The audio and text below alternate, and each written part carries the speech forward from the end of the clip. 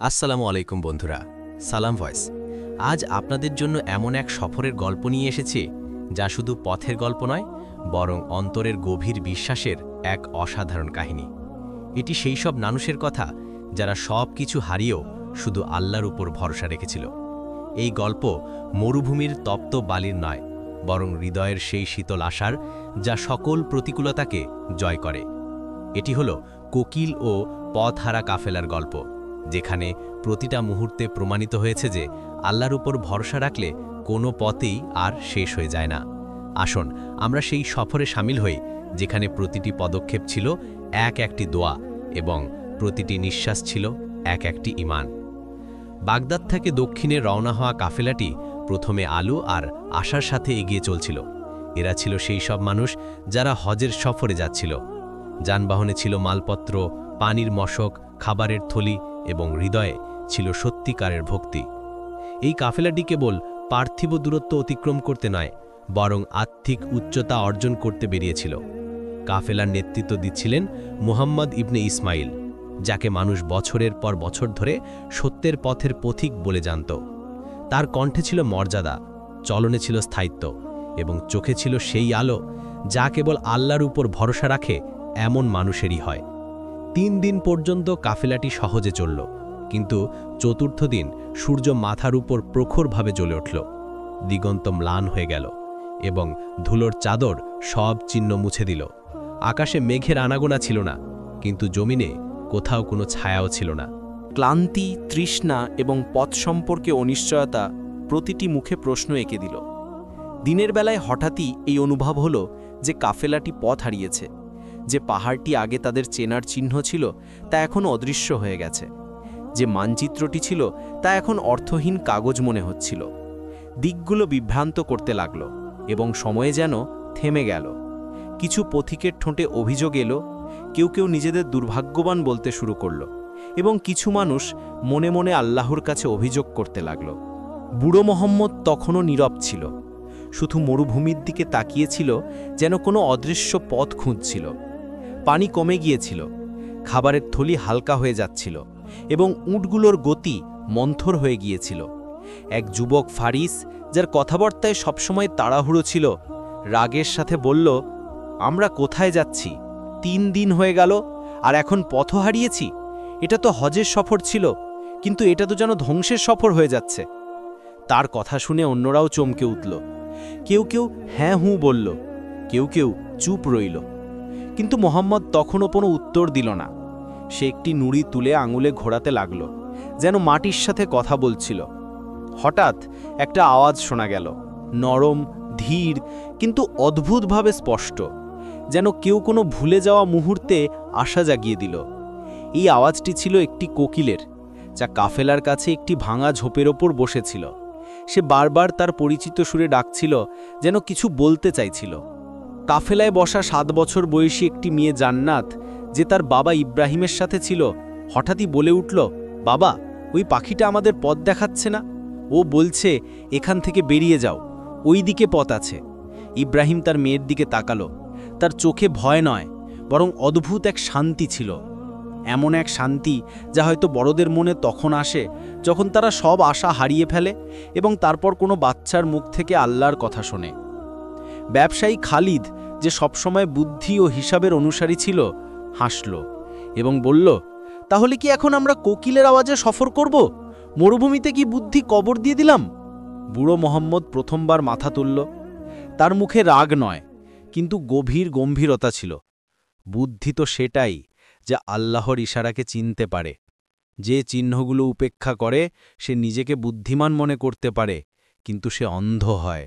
আল্লাহ চাইলে একটি প্রদীপ দিয়েও পথ দেখাতে পারেন, আর চাইলে একটি কোকিল দিয়েও। ফারিস হতাশ হয়ে বলল, অনেক কথা শুনেছি, এখন পানি কোথায়? খাবার, ছায়ার একটি কোণ? কেবল বিশ্বাস দিয়ে কি তৃষ্ণা মিটবে?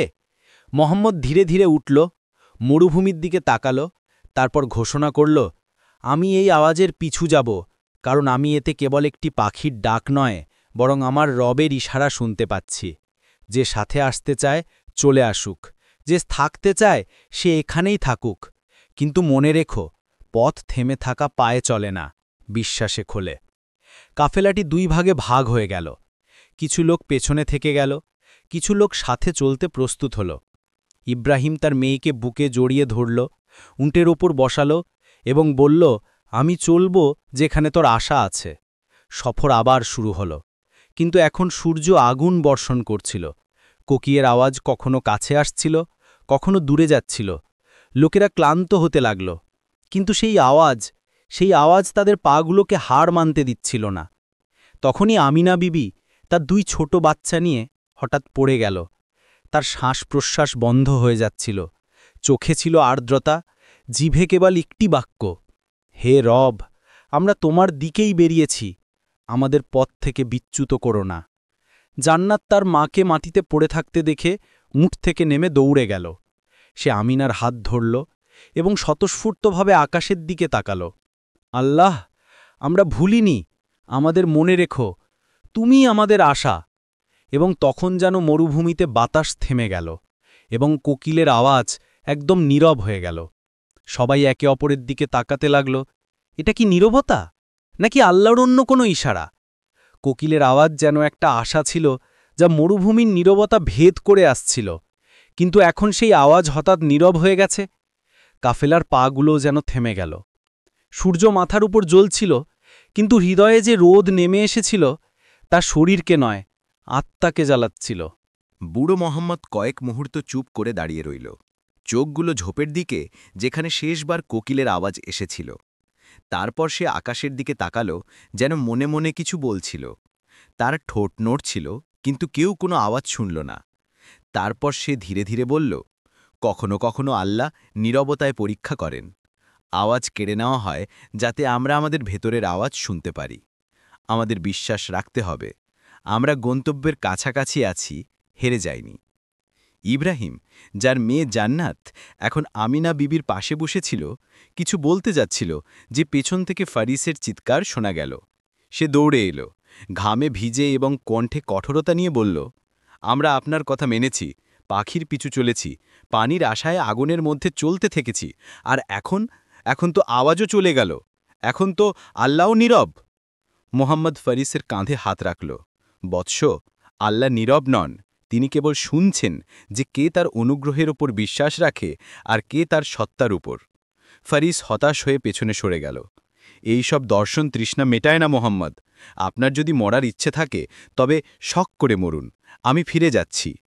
কাফেলার কিছু লোক তার সাথে যেতে প্রস্তুত হল। ভয়ে, ক্ষুধা এবং ক্লান্তির বোঝা বিশ্বাসের চেয়েও ভারী মনে হচ্ছিল।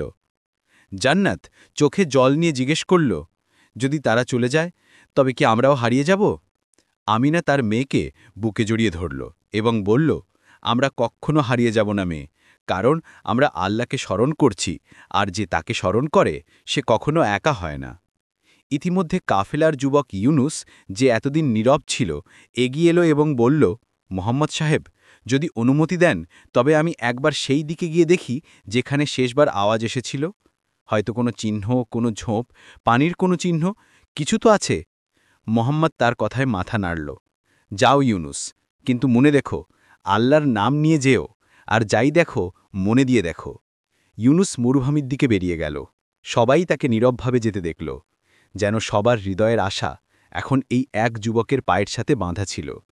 ওদিকে কাফেলায় নীরবতা গভীর হচ্ছিল।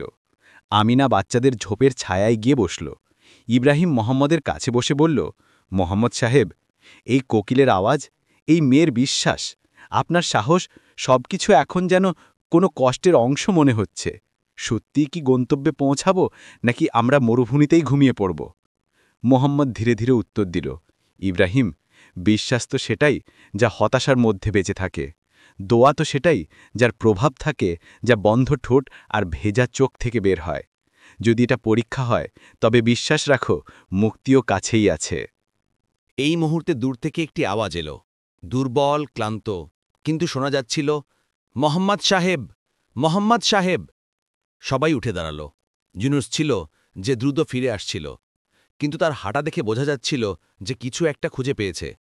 সে কাছে এলো, ঘামে ভিজে, কাপড় ধুলায় ভর্তি, কিন্তু মুখে অদ্ভুত এক আলো ছিল। আমি পানি দেখেছি। একটি পুরনো পাথরের নিচে আর্দ্রতা আছে, আর ঝোপগুলোর নিচে হালকা জমাট বাঁধা আর্দ্রতাও আছে। যদি আমরা খুঁড়ি তবে হয়তো পানি বেরিয়ে আসবে। সবাই যেন সিজদা করল না, কিন্তু হৃদয় ঝুঁকে গেল। মোহাম্মদ আকাশের দিকে তাকালো এবং নীরবভাবে চোখ বন্ধ করে নিল। কোনো শব্দ তার মুখ থেকে বের হল না, শুধু হৃদয়ের কৃতজ্ঞতা ছিল সেই রবের জন্য যিনি অবশেষে উত্তর দিচ্ছিলেন। ইব্রাহিম উঠ থেকে পানির বোতল বের করল, যা খালি হয়ে গিয়েছিল, এবং ধীরে ধীরে বলল, হয়তো এখন এটা ভরে যাবে, আল্লাহর পক্ষ থেকে। কাফেলাটি দ্রুত সেই দিকে চলতে লাগল। সূর্য তখনও জ্বলছিল, কিন্তু হৃদয় যেন শীতলতা নেমে আসছিল। বাচ্চারা হাসতে লাগল, নারীরা দোয়া পড়তে লাগল, এবং পুরুষেরা চোখে আর্দ্রতা নিয়ে পা বাড়াতে লাগল। পাথরের কাছে পৌঁছনোর পর ইউনুস এবং অন্য কিছু যুবক খলন শুরু করল। মোহাম্মদ এবং ইব্রাহিম দোয়ার জন্য হাত তুলল। সবাই চোখ বন্ধ করে বসেছিল। যখন এক মুহূর্ত পরে মাটি থেকে হালকা আর্দ্রতা দেখা গেল, তারপর পানির একটি রেখা, তারপর ফোঁটা, এবং তারপর একটি ছোট ঝর্ণা। একজন নারী চিৎকার করে উঠল, পানি, পানি পাওয়া গেছে। আমিনা তার মেয়েকে জড়িয়ে ধরল। দেখেছিস আমার জীবন, আল্লাহ শুনেছেন, তিনি আমাদের একা ছাড়েননি। জান্নাত আকাশের দিকে তাকালো এবং ধীরে ধীরে বলল, আমি বলেছিলাম না, আল্লাহ সবসময় দেখছেন। মোহাম্মদ মাটিতে বসে পড়ল, মুষ্টিতে পানি ভরে চোখে লাগাল এবং কেবল একটি বাক্য বলল, আমরা আল্লাহর ওপর বিশ্বাস রেখেছিলাম এবং আল্লাহ আমাদের পথ দেখিয়ে দিয়েছেন। কাফেলাটি যেন আবার জীবিত হয়ে উঠল। আশার ডালগুলিতে বিশ্বাসের পাখি এসে বসল। সেই সব লোক যারা ফিরে যাচ্ছিল এখন সিজদায় ঝুঁকেছিল, যারা ফেরার কথা বলছিল এখন গন্তব্যের সাক্ষী ছিল। পানির ঝর্ণা যেন মাটি থেকে নয়, দোয়ার সিজদা থেকে বেরিয়েছিল। পুরো কাফেলা এই অনুগ্রহ দেখে সিজদায় পড়ে গেল। চোখ থেকে প্রবাহিত অশ্রু মরুভূমির তৃষ্ণার চেয়েও গভীর ছিল। কেউ কাঁদছিল, কেউ হাসছিল, কেউ নীরবভাবে আকাশের দিকে তাকিয়েছিল, যেন সেখান থেকে কোনো মুহূর্ত নেমে এসেছিল যা মানুষকে তার রবের কাছাকাছি করে দেয়। বুড়ো মোহাম্মদ সেখানেই বসেছিল, মুষ্টিতে পানি নিয়ে নিজের মুখে লাগাচ্ছিল। তার হাতের তালুতে ভাঁজ ছিল, কিন্তু তাতে বিশ্বাসের এক ঝলক ছিল যা জীবনের প্রতিটি ক্ষততে মলম লাগাচ্ছিল। জান্নাত একটি ছোট বাটি পানি দিয়ে ভরল এবং আমিনা বিবির সামনে রেখে বলল, মা, আল্লাহ সত্যি শুনেছেন। আমিনা তার মেয়েকে জড়িয়ে ধরল এবং বলল, আল্লাহ সবসময় শোনেন, কখনো কখনো দেরি করেন, যাতে আমরা আমাদের হৃদয়ের অবস্থা দেখতে পারি। কয়েক ঘণ্টা কাফেলাটি সেখানে রইল। সবাই পানি পান করল, কিছু অবশিষ্ট খাবার ভাগ করে নেওয়া হলো। ঝোপের ছায়ায় কিছু সময় বিশ্রাম করা হলো। সময়ের গতি যেন থেমে গিয়েছিল এবং ক্লান্তি কিছুক্ষণের জন্য কাফেলার লোকদের সঙ্গ ছেড়ে দিয়েছিল। সন্ধ্যার কাছাকাছি সূর্যের তাপ ম্লান হতে লাগল। তখন বুড়ো মোহাম্মদ সবাইকে জড়ো করল। বন্ধুরা, আমরা এই জায়গায় কিছু সময় কাটাতে পারতাম, কিন্তু আমাদের আসল গন্তব্য এখনও বাকি আছে। আমরা হজের সফরে আছি। এই ঝর্ণা আমাদের গন্তব্য নয়, বরং পথের একটি আলো। যদি আল্লাহ এখানে আমাদের শুনেছেন, তবে অবশ্যই সামনেও পথ খুলে দেবেন। ফারিজ, যে আগে অবিশ্বাসের কথা বলতো, এখন নীরবভাবে মোহাম্মদের কাছে এলো। সে ধীরে ধীরে বলল, আমাকে ক্ষমা করে দিন। আমি আপনার নিয়ত, আপনার বিশ্বাসের উপর সন্দেহ করেছিলাম এবং আল্লাহর সিদ্ধান্তের উপর অধৈর্যতা দেখিয়েছিলাম। মুহাম্মদ হাসল, বৎস, আমরা সবাই কখনো না কখনো সন্দেহে পড়ি, কিন্তু ভাগ্যবান সে যে সন্দেহকে গলিয়ে বিশ্বাসের প্রতীপ বানিয়ে নেয়। কাফেলাটি আবার রওনা হল। পথ তখনও অপরিচিত ছিল, কিন্তু হৃদয়ে যে শান্তি ছিল তা কোনো মানচিত্রের চেয়েও অনেক স্পষ্ট ছিল। চলতে চলতে রাত হয়ে গেল। চাঁদ মরুভূমির ওপর জ্বলজ্বল করছিল, যেন রবের রহমত জমিনের ওপর একটি চাদর বিছিয়ে দিয়েছে। কাফেলার লোকের একটি ছোট টিলার ওপর থামল। মুহাম্মদ সবাইকে বিশ্রামের পরামর্শ দিল।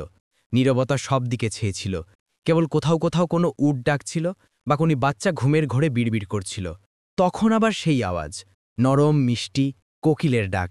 সবাই চমকে উঠল। ঘুমের ঘোরের মধ্যে সেই আওয়াজ যেন কোনো আজানের মতো উঠল। লোকেরা জেগে উঠল, অবাক হয়ে এদিক ওদিক দেখতে লাগল। কোকিলটি মরুভূমির একটি ছোট ডালে বসেছিল। চাঁদের আলোয় তার চোখগুলো জ্বলছিল। সে একইভাবে ডাকছিল যেমনটি সে প্রথম দিন হারিয়ে যাওয়ার সময় ডেকেছিল। মুহাম্মদ মনে মনে কিছু অনুভব করল। সে এগিয়ে গেল, কোকিলের দিকে তাকালো এবং ধীরে ধীরে বলল, আমরা তোমার কৃতজ্ঞতা প্রকাশ করতে পারি না, হে পাখি, কারণ তুমি আমাদের গন্তব্য নাও। তুমি কেবল একটি চিহ্ন। আসল নির্দেশনা রবের পক্ষ থেকে, এবং তুমি সেই নির্দেশনার একটিই চিহ্ন। কোকিলের আওয়াজ যেন এক মুহূর্তের জন্য থামল, তারপর দ্রুত উঁচু হল এবং সে পাখা মেলে আকাশের দিকে উড়ে গেল, চাঁদের দিকে মিলিয়ে গেল। কাফেলাটি কিছু মুহূর্ত নীরবভাবে দাঁড়িয়ে রইল, যেন সেই দৃশ্যটি তাদের হৃদয় সংরক্ষণ করছিল। তারপর সবাই একসাথে আল্লাহর নাম নিল এবং চলতে শুরু করল তাদের রবের দিকে। পথে আর কোনো অভিযোগ ছিল না, ফেরার কোনো চিন্তা ছিল না, শুধু বিশ্বাসের একটি ধারাবাহিক সফর ছিল। কিছুদিন পর যখন সূর্য দিগন্তের কিনারায় হালকাভাবে উদিত হচ্ছিল, কাফেলাটি সামনে একটি কাফেলা দেখতে পেল। সেখান দিয়ে যাচ্ছিল একটি বড় কাফেলা, যা মক্কার দিকে যাচ্ছিল। মুহাম্মদ হাত নাড়ল। কাফেলার লোকেরা উত্তর দিল। তারা কাছে এলো তো জানা গেল যে এই কাফেলাটি হাজিদের এবং তাদের কাছে পানি, খাবার এবং মানচিত্র আছে।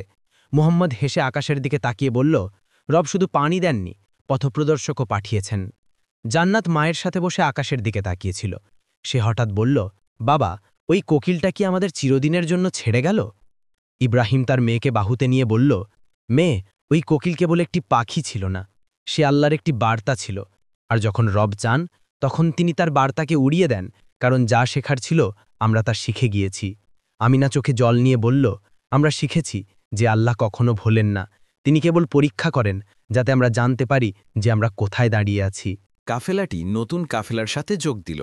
মক্কার দিকে এগিয়ে চলা পাগুলো এখন কেবল শারীরিক ছিল না, সেগুলো একটি হৃদয়ের সফরেরও অংশ ছিল, যা বিশ্বাস, দোয়া এবং ধৈর্যের মাধ্যমে অতিক্রম করা হয়েছিল। যখন কাফেলাটি মক্কায় পৌঁছালো এবং কাবার প্রথম ঝলক চোখে পড়ল, তখন প্রতিটি পা, প্রতিটি ক্ষত, প্রতিটি অশ্রু এবং প্রতিটি দোয়া সম্পূর্ণ হয়ে গেল। যারা কখনো মরুভূমিতে পথ হারিয়েছিল, আজ আল্লাহর ঘরের সামনে দাঁড়িয়েছিল।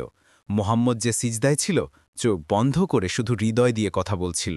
শব্দ তার মুখ থেকে বের হচ্ছিল না, কিন্তু হৃদয় বলছিল, হে রব, আমরা তোমার কৃতজ্ঞতা প্রকাশ করতে পারি না। তুমি আমাদের হারিয়ে যেতে দিয়েছ যাতে আমরা নিজেদের খুঁজে পাই, আর তারপর তুমি আমাদের তোমার দিকে ডেকে নিয়েছ। এই সফর তোমার ছিল, আর আমরা কেবল পথিক ছিলাম। যখন কাফেলাটি তাদের তাঁবুতে ফিরে এলো, আমিনা তার মেয়েকে বুকে জড়িয়ে ধরল এবং ধীরে ধীরে বলল, এটা কেবল কোকিলের গল্প ছিল না মেয়ে, এটা তো আল্লাহর উপর বিশ্বাসের গল্প ছিল। যে সাহস হারায় না, সে অবশ্যই গন্তব্যে পৌঁছায়। জান্নাত হেসে আকাশের দিকে তাকালো। তাহলে কি সেই পাখিটি আবার কখনো ফিরে আসবে মা? ইব্রাহিম তার মাথায় হাত রেখে বলল, সে এসেছিল মেয়ে যখন আমাদের সবচেয়ে বেশি প্রয়োজন ছিল। তার কাজ ছিল আমাদের জাগানো, আর এখন আমরা জেগে উঠেছি। যদি এই গল্পটি আপনার হৃদয় পৌঁছে থাকে, তবে অবশ্যই সালাম ভয়েস সাবস্ক্রাইব করুন, কারণ আমরা এখানে কেবল গল্প শোনাই না, আমরা আপনাদের সেই সব পথে নিয়ে যাই যেখানে বিশ্বাস, ধৈর্য এবং দোয়া একসাথে চলে, আর পরিণতি সবসময় সুন্দর হয়। আল্লাহ আপনার হাফেজ। বিশ্বাসের এই সফরে কখনো একা থেকো না।